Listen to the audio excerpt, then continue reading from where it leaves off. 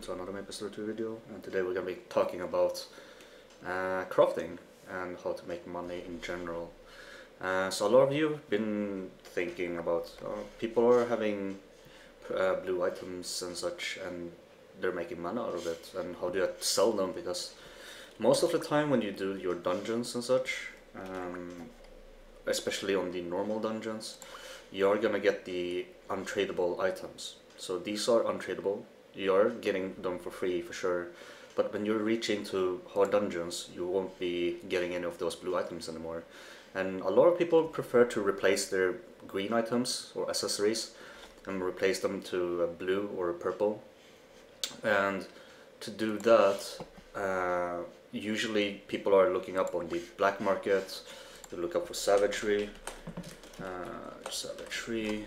and then it would usually be in the let's say the rings, for example. The rings are usually one of the hardest items that you can get because you don't farm certain dungeons. And you look up on savagery rings, and then you end up seeing people are selling them, and they are currently for 400k and up, depending on the stats. And for you to make money out of it, you can either sell them yourself or try to get the ring yourself by crafting it. And for me personally, I would say gathering and crafting, this is what you need to do. I mentioned it really early on during Head Start. Do this as your daily thing. Do all the mining, do all the foraging, do all the farming, and then crafting can come out later. But when you do want to mass craft, you're gonna end up getting the boxes over here, the red boxes. So you can start to craft a cape at a higher level. You can also craft, let's see, the rings that I was mentioning, and you can also craft necklaces and pretty much everything. At the end, you are going to be able to craft the earrings. Not so important at the moment because there's no one that has reached rank 13. But since you're farming Tonics bunker, if you're low level, you are gonna get a fragments for your earrings anyways. And you can, if you have ults, you can do runs with your ults and then transfer those accessories to your main character if they are better than what you have right now. So that's my recommendation when it comes to crafting and gathering. Definitely, level them up as fast as possible. Another tip I would say is, whenever you craft things over here, or scroll through the list, you are gonna get some FPS drops, and that's quite normal. And the thing is, the game will have to update your UI and such, that you're losing out on one material and then adding up one material on each screen of, it's just Nexon game, I guess. But whenever you do a big huge crafting like this, let me showcase with the items. I'm just gonna open up. So whenever you do the crafting, you want to look up on the items that gives you more XP or mastery gain when you do this, if you're doing mass crafting. So for example, for smithing, it's the amethyst smithing slate that you can do to increase your smithing experience. So whenever you're converting your ingots or your ores into ingots, that's what I usually do. You use them, you get for 2 minutes. At this level, I would get 80% more mastery gain, which increases a lot because you do need a lot at higher level. Same thing with the with this, with handicraft.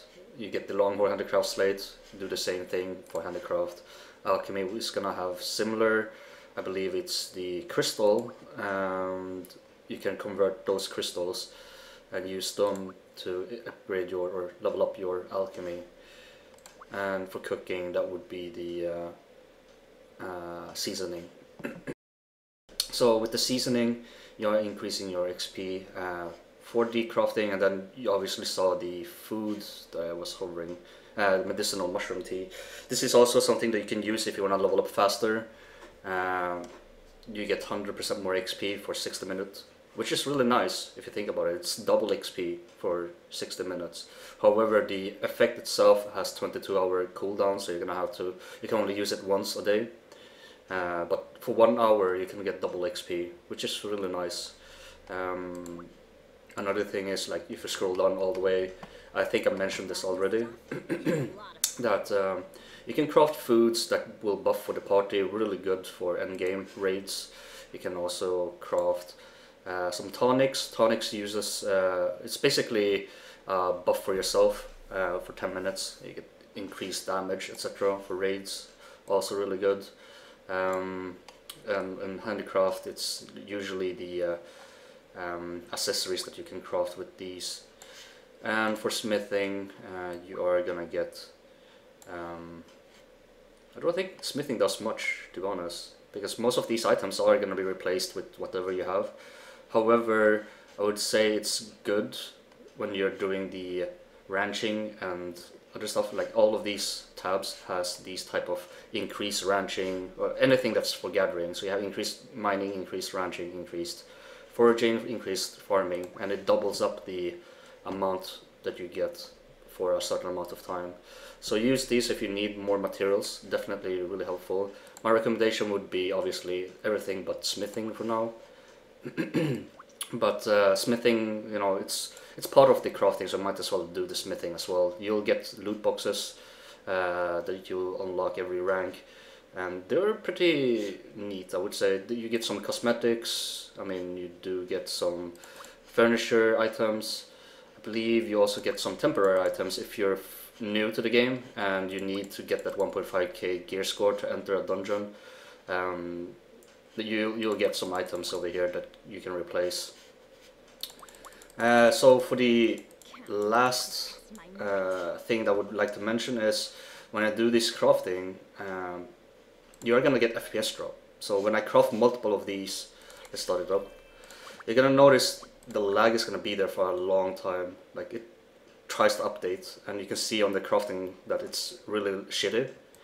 So what I would do now is do the same thing. Once you click on the max and craft, switch to another tab, and now you'll notice that it's actually going normally. You don't see me lagging or anything. It does update on the chat, you can just remove that.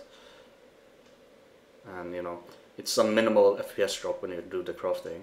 So do this, make sure to look at your buff. If it's about to run out, you cancel the menu, and then you just wait for your item to be back on off from the cooldown, and you recraft again to gain the maximum ranks that you can get, or mastery. So that's my advice and tips regarding crafting. I don't think there's anything else regarding to this. If you do have any questions, for example, why would I do this, or you know, I would say it's a way for you to make money, or it's a way for you to, you know, make it easy for yourself to farm certain stuff in the future. You can also craft, I believe it was, let's see, you can craft vouchers if you want to change your skin tone or whatnot. You know, you just craft them and it's for free. Very free to play friendly. It does take a lot of materials, but you know, you get it for free. So if you think about it, it's a pretty good thing to do if you don't want to spend any money on cash up. Another thing I would not recommend, but it's something that's interesting. So as you see from the air mount over here, I did buy one of these air mounts, for example the drone. You can actually craft one of these if you don't want to spend any money in game. They cost 1.1k merits, I believe. That's 11 bucks. And what you can do instead is you can, you know, gather a lot of essences, or gather a lot of materials, craft these essences, and then hopefully if you have any luck you'll get one of these air mounts, or you can get any ground mounts that's available earlier on the level. If you want any of these ground mounts, you can do that as well. But just as a reminder, it's a loot box. It's not something that you summon every time that it's something new. It's a loot box. So be prepared to, you know, be disappointed with what you get, or be happy about what you get, because it's all RNG. And obviously getting the air mount that gives you access to, you know, float around like this is really neat for not paying any money in game. So that's my view on the crafting. Really good that people are starting to do some crafting themselves, because Halloween event is also something that wants you to gather some pumpkins, for example. But yeah, I hope this was a little bit more informative, and hopefully you all will start to do some crafting or gathering yourself. Start early on as soon as possible, because you are losing out on progress if you're not doing it every day. If you don't have the time to do it every day, then it's fine. You're always gonna catch up. But yeah, thank you very much for watching, and I'll see you guys in the next video.